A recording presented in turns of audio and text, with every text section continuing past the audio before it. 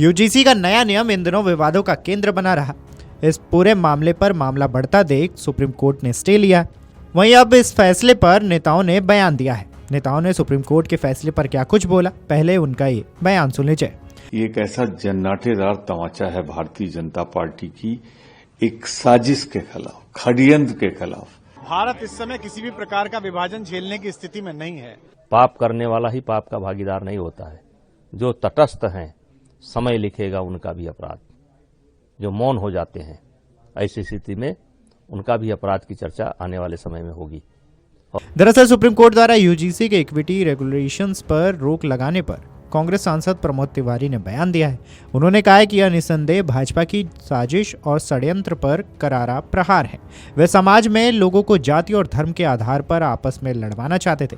प्रमोद तिवारी ने क्या कुछ और बोला है, ये बयान सुन लीजिए। भारतीय जनता पार्टी की केंद्रीय सरकार संविधान के मूल भावना के खिलाफ एक विभाजनकारी, बांटने वाली, एक संविधान की मूल भावना जो मौलिक अधिकार है उसके खिलाफ और नेचुरल जस्टिस के खिलाफ है। सारी बातें स्पष्ट है सुप्रीम कोर्ट की।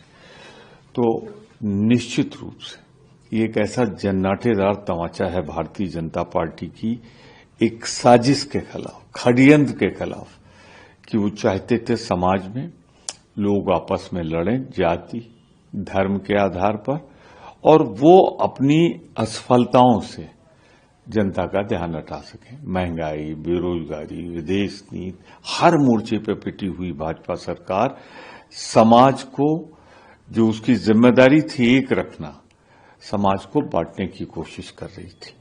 और हर वर्ग अब सब समझ रहा है क्या साजिश थी भारतीय जनता पार्टी के सरकार की। मैं कठोरतम शब्दों में इसके लिए निंदा करता हूं। वहीं बीजेपी विधायक पंकज सिंह ने कहा है कि एक बड़ा मुद्दा था और सुप्रीम कोर्ट ने लाखों लोगों की भावनाओं को ध्यान में रखते हुए यूजीसी के इक्विटी रेगुलेशंस पर रोक लगाई है।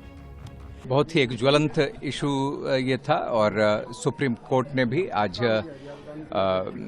मुझे लगता है कि करोड़ों करोड़ लोगों की भावनाओं को समझते हुए इस पर स्टे जो दिया है, यह एक अच्छा निर्णय है। कवि कुमार विश्वास ने सुप्रीम कोर्ट द्वारा यूजीसी के इक्विटी रेगुलेशन 2026 पर रोक लगाने पर कहा, भारत इस समय किसी भी तरह का विभाजन झेलने की स्थिति में नहीं है।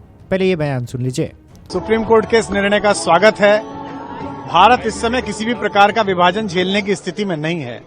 ऐसे समय में सरकारों को भी चाहिए, राजनीति को भी चाहिए कि वो राजनीति में कोई विभाजक रेखा न खींचे। यह सत्य है कि हमारे दलित, पिछड़े और वंचित मित्रों के साथ शताब्दियों से बहुत अत्याचार हुआ है और यह भी कहने में लोगों की जबान हकलाती है, लड़खड़ाती है कि ये सब पिछले 1000 वर्ष में जो विधर्म भारत में आया था, जिनके यहाँ ये परंपराएं थी, उन्होंने ये भारत में बोया था।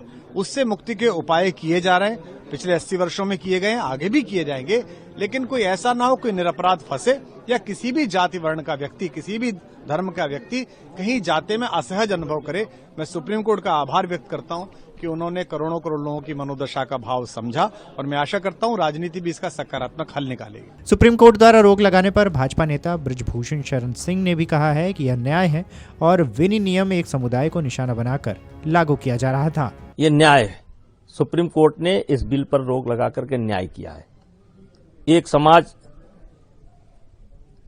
को पहले से अपराधी मान करके ये कानून आ रहा था और सुप्रीम कोर्ट ने कहीं न कहीं देखा कि इससे टकराव पैदा होगा और कुछ न कुछ कमी पाई तो स्थगन आदेश किया। और इसके बाद मैं सुप्रीम कोर्ट को धन्यवाद देना चाहता हूं कि उसके कारण, इस कानून के कारण जो हमारा सामाजिक ताना बाना बिल्कुल बिगड़ने जा रहा था, उसको बचाने का काम सुप्रीम कोर्ट ने किया है और न्याय किया है। अगली सुनवाई 19 तारीख में लगेगी। अब होती रहेगी। अब ये तो विद्वान वकील जो है अपना अपना पक्ष रखेंगे, लेकिन सुप्रीम कोर्ट ने अगर स्थगन आदेश दिया है तो कुछ कमी पाई है तभी दिया होगा। आपने इसका विरोध किया, उसके बाद इस तरीके से रिएक्शन आया और लोग, अब आम लोग भी इसमें आवाज उठाने लगे, कैसे देखते हैं? देखिए, किसी ने कहा है, नहीं पाप का भागी होता केवल व्याध। पाप करने वाला ही पाप का भागीदार नहीं होता है। जो तटस्थ हैं, समय लिखेगा उनका भी अपराध। जो मौन हो जाते हैं, ऐसी स्थिति में उनका भी अपराध की चर्चा आने वाले समय में होगी और मैं मौन नहीं रह पाता। आपको बता दें कि समाजवादी पार्टी के प्रमुख अखिलेश यादव ने कहा है कि अदालत ने यह सुनिश्चित किया है कि किसी के साथ कोई अन्याय नहीं होगा। उन्होंने कहा है कि सच्चे न्याय में किसी के साथ अन्याय शामिल नहीं होता। बहुजन समाज पार्टी की प्रमुख मायावती ने कहा है कि नियमों के खिलाफ विश्वविद्यालयों में मौजूदा सामाजिक तनाव को देखते हुए नियमों पर रोक लगाना उचित है। सोशल मीडिया एक्स पर एक पोस्ट में मायावती ने कहा है कि यूजीसी को नियम लागू करने से पहले सभी पक्षों को भरोसे में लेना चाहिए था। अगर आप ये वीडियो YouTube पर देख रहे हैं तो हमारे चैनल को सब्सक्राइब कर बेल आइकन दबाएं और Facebook पर देख रहे हैं तो हमारे पेज को लाइक करें।